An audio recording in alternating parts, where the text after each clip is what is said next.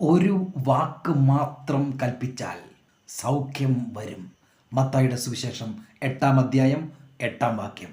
ഒരു വാക്ക്.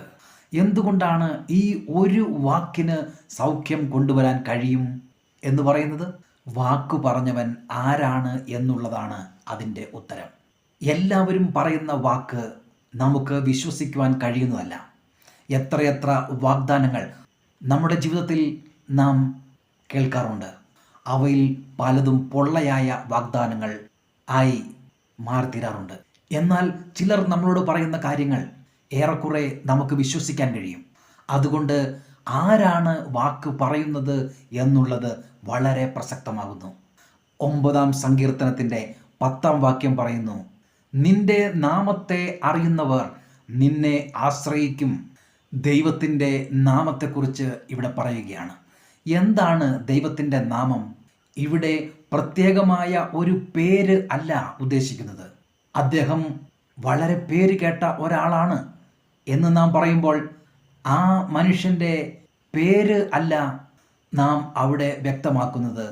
അദ്ദേഹത്തിൻ്റെ വലിപ്പത്തെയാണ് ആ പ്രയോഗം കൊണ്ട് നാം മനസ്സിലാക്കേണ്ടത്.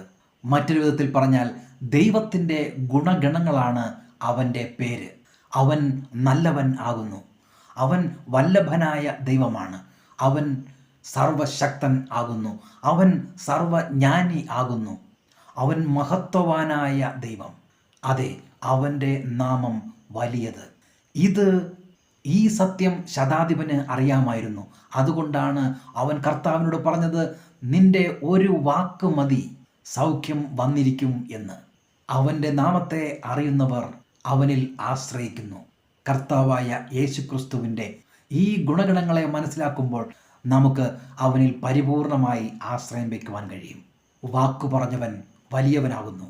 അവന് അസാധ്യമായത് ഒന്നുമില്ല.